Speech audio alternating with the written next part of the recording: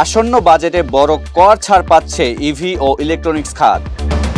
দৌলতদিয়ায় নদীতে পড়া বাসটি 2.5 ঘন্টা পর উদ্ধার।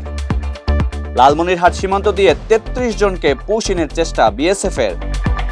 পুতিনকে জেলেনস্কির খোলা চিঠি। চুক্তি ছাড়াই গুন্ডামি, বাঘের গর্তে ট্রাম্প। ইয়ামিন হক ববির বাসায় চুরির ঘটনায় গ্রেপ্তার 2। ফিফা র্যাঙ্কিংয়ে 1 নম্বরে উঠেই বিপদে আর্জেন্টিনা।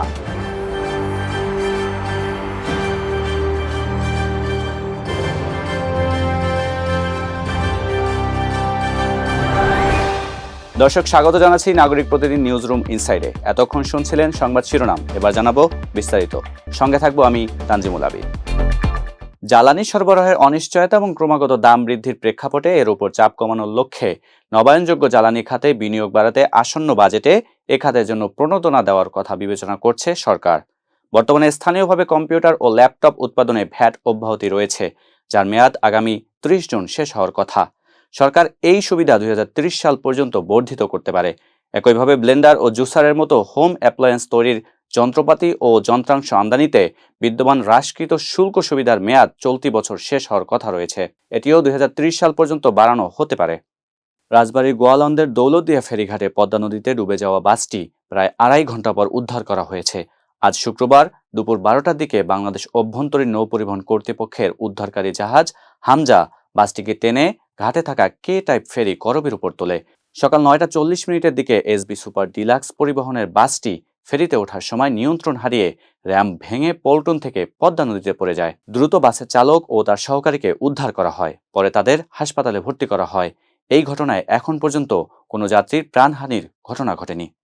শুক্রবার ভোরে লালমনিরহাটের 3টি পৃথক পয়েন্ট দিয়ে ভারতের সীমান্তরক্ষী বাহিনী 33 জনকে বাংলাদেশে ঠেলে পাঠানোর চেষ্টা করলে তা প্রতিহত করে border guard Bangladesh BGB. BSF হাতিবান্ধার বড়খাতা সীমান্ত ফাঁড়ি এলাকার মাধ্যমে 11 জনকে, পাটগ্রামের পৈশত্যাবাড়ি সীমান্ত ফাঁড়ি এলাকার মাধ্যমে আরও 10 জনকে এবং আদিতমারি দুর্গাপুর দীঘলতারি সীমান্ত এলাকা দিয়ে আরও 12 জনকে বাংলাদেশে ঠেলে পাঠানোর চেষ্টা করে।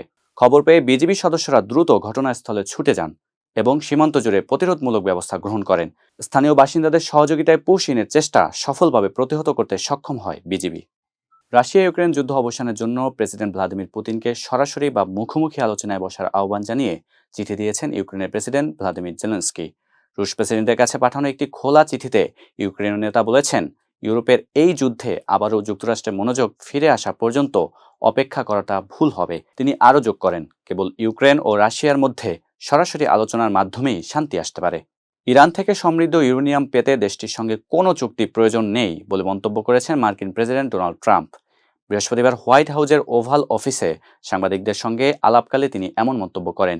ট্রাম্প জানান, যুক্তরাষ্ট্র চাইলে এখনই ইরানের থাকা সমৃদ্ধ ইউরেনিয়াম পেয়ে যেতে পারে। তেহরান তা কোনোভাবেই আটকাতে পারবে না, তবে এমনটা করার কোনো প্রয়োজন নেই বলে জানিয়েছেন ট্রাম্প। বিশ্বকাপ শুরুর মাত্র কয়েকদিন আগে দারুণ এক সুখবর পেয়েছে লিওনেল মেসির আর্জেন্টিনা। ফিফার সর্বশেষ প্রকাশিত র্যাঙ্কিংয়ে আবারও 1 নম্বর স্থান দখল করেছে বর্তমান বিশ্ব চ্যাম্পিয়নরা। বৃহস্পতিবার রাতে ফ্রান্সের অপ্রত্যাশিত পরাজয়ের পর শীর্ষস্থান ফিরে পেয়েছে আলবিসেলেস্তারা। 2023 সালের এপ্রিল থেকে টানা 893 দিন বিশ্ব র্যাঙ্কিংয়ে শীর্ষে ছিল আর্জেন্টিনা। তবে 2025 সালের সেপ্টেম্বরে বিশ্বকাপ বাছাই পর্বে ইকুয়েডরের বিপক্ষে পরাজয়ের পর সেই অবস্থান হারায় তারা। দীর্ঘ অপেক্ষার পর বিশ্বকাপের ঠিক আগে আবারও সিংহাসনে ফিরল সেই পরাশক্তিরা। আইভরি কোস্টের কাছে 2-1 গোলে হেরে 1 নম্বরের স্থান হারিয়েছে ফ্রান্স।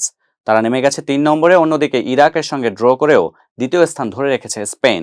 শীর্ষ 6-এ কোনো পরিবর্তন হয়নি। ইংল্যান্ড, পর্তুগাল ও ব্রাজিল যথাক্রমে 4, 5 ও 6 নম্বরে রয়েছে। গেল 26 মে রাজধানীর কাফরুল থানার সেনপাড়া পর্বতা এলাকায় অভিনেত্রী ইয়ামিন হক ববির বাসায় চুরির ঘটনা ঘটে। সে সময় শুটিংয়ের কাজে ঢাকার বাইরে ছিলেন ববি। ববির দাবি, চুরির ঘটনায় প্রায় 85,70,000 টাকার ক্ষতি হয়েছে।